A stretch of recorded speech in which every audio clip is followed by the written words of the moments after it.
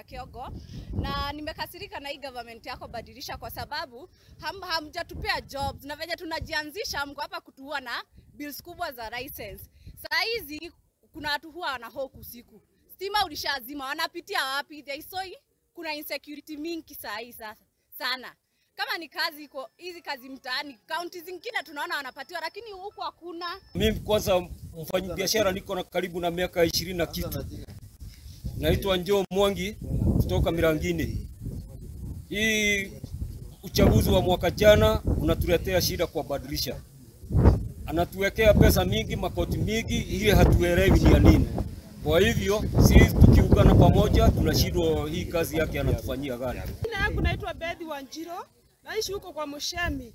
Sasa huko watu wamefungua hata masalon, tumefungua salon huko, nimefungua salon huko, na hata nalipishwa pesa mingi, na wakati unaona kazi ni siku moja tu. Mimi ni siku moja tu unapata kazi, na sasa license ikiongezewa, sasa tunaelekea wapi? Shida yetu ni koti iko kali sana, license iko kali sana. Mwaka jana tukaongezewa 1000, mwaka hii tena 1500. Nini, hakuna usaidizi tunapata kwa hiyo pesa.